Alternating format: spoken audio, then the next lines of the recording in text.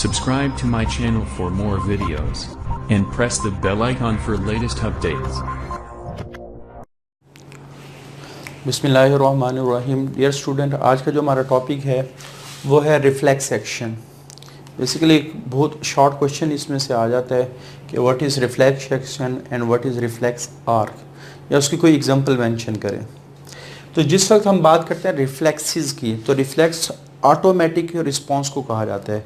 कोई भी ऐसा काम जो हमारी मर्ज़ी के बगैर बॉडी खुद ब खुद परफॉर्म कर रही हो वो रिफ्लेक्स कहलाता है।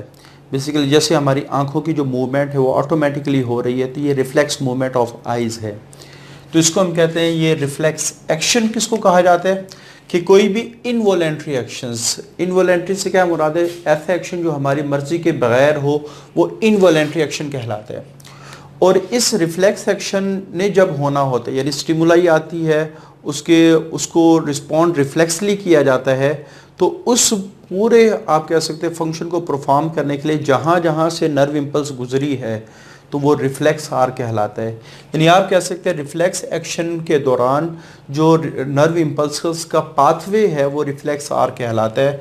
तो pathway of nerve impulse during reflex action, इसको हम कहते हैं रिफ्लेक्स आर्क है।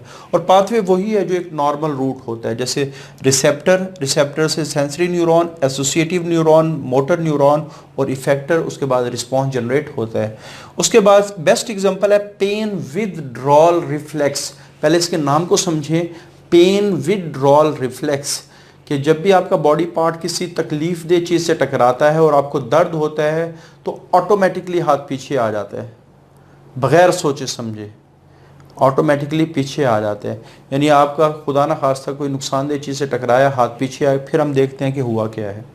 तो इसको हम कहते हैं रिफ्लेक्स, पेन विदड्रॉल रिफ्लेक्स, कि जो ही पेन हुआ बॉडी ने खुद ब खुद उस पार्ट को विड्रॉ कर लिया। तो इसको हम कहते हैं पेन विड्रॉल रिफ्लेक्स।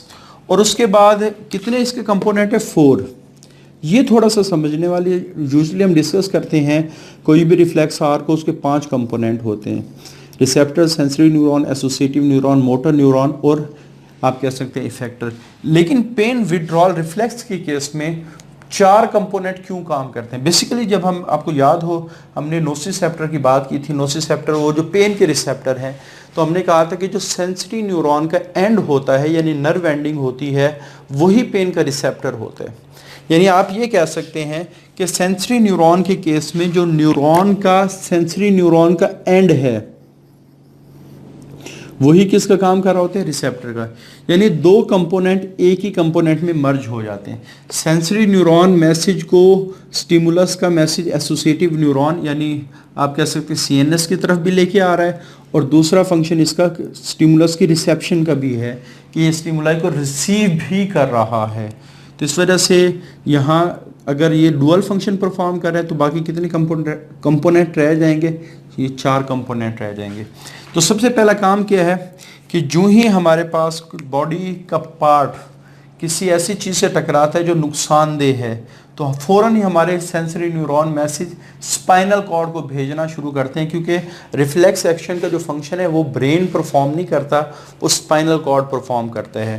तो पहला स्टेप क्या है कि जो ही हमारा हाथ किसी नुकसानदेह चीज़ से टकराया, sensory neuron has pain ending, तो सेंसरी न्यूरॉन की जो पेन एंडिंग्स हैं एंड इसका लॉन्ग फाइबर है, एक लंबा सा फाइबर है जो क्या करता है, leading to the spinal cord, वो फ़ौरन ही नर्व इम्पल्सेस को स्पाइनल कॉर्ड की तरफ भेजना शुरू कर। अब स्पाइनल कॉर्ड चूँकि सीएनएस है और सीएनएस में जो न्यूरॉन होते हैं उसे हम एसोसिएटिव न्यूरॉन कहते हैं। तो जो ही मैसेज सेंसरी न्यूरॉन के ज़रिए से स्पाइनल कॉर्ड में जाएगा तो फ़ौरन ही क्या होगा, it stimulate the associative neuron, ये फ़ौरन ही एसोसिएटिव न्यूरॉन को स्टिमुलेट कर दे। उसके बाद एसोसिएटिव न्यूरॉन के बिल्कुल साथ ही मोटर न्यूरॉन पड़े होते हैं, तो एसोसिएटिव न्यूरॉन मोटर न्यूरॉन को सेंड कर देगा। फिर मोटर न्यूरॉन का जो एक्सोन है वो इफेक्टर को जाके स्टिमुलेट करेगा, और इफेक्टर इस केसेस में क्या होंगे, मसल्स। तो एक्सोन ऑफ मोटर न्यूरॉन। तो आपने यहाँ एक को थोड़ा सा डिफरेंस जहन में रखना है डेंड्रॉइड और एक्सोन का। डेंड्रॉइड हमेशा आप कह सकते हैं रिसीव करता है और एक्सोन हमेशा नर्व इम्पल्स को सेंड करता है। यानी किसी भी न्यूरॉन का अगर आप देखें एक तरफ डेंड्रॉइड है, एक तरफ एक्सोन है, तो एक्सोन हमेशा रिसेप्टिव पोर्शन है जिसने रिसीव करनी है नर्व इम्पल्स को, और जो एक्सोन होता है उसने नर्व इम्पल्स को अगले न्यूरॉन या अगली चीज़ को सेंड करनी होती है। तो एक एक्सोन और डेंड्रॉइड में डिफरेंस ये भी लिखा जा सकता है।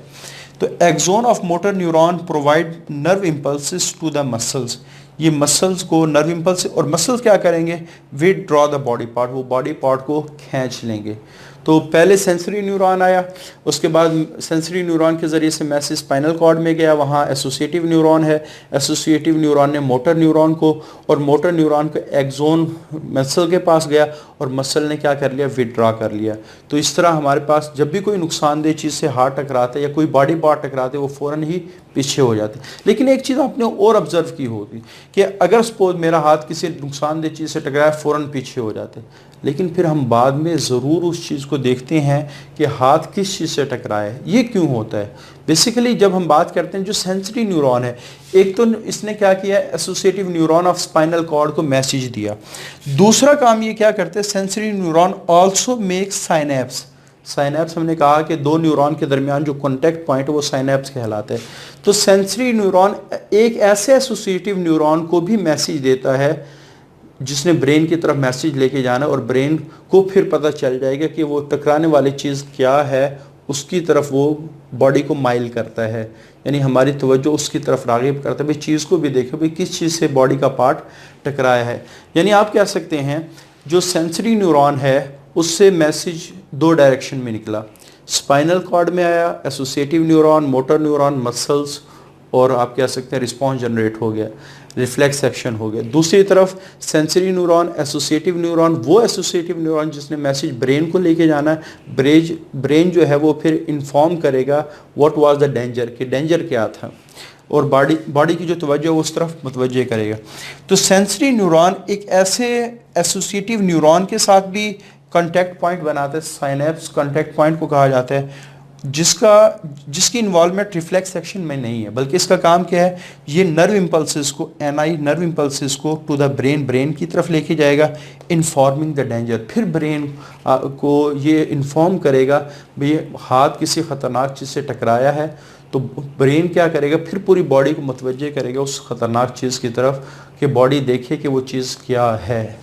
तो एक ये शॉर्ट क्वेश्चन आ जाता है कि रिफ्लेक्स एक्शन क्या है, रिफ्लेक्स आर क्या है, तो इसको आप लोगों ने अच्छी तरह तैयार करना। इसमें सबसे इम्पॉर्टेंट जो एमसीक्यू है वो ये है कि एक नॉर्मल जो सर्किट है जो रिफ्लेक्स आर का, उसके कितने कंपोनेंट होते हैं जिसमें पेन इन्वॉल्व हो, पेन विदड्रॉल रिफ्लेक्स के सर्किट में कितने कंपोनेंट हैं, तो आपने जहन में रखना है 4 कंपोनेंट है। तो आज के लिए इतना ही, अल्लाह हाफिज़। Subscribe to my channel for more videos and press the bell icon for latest updates.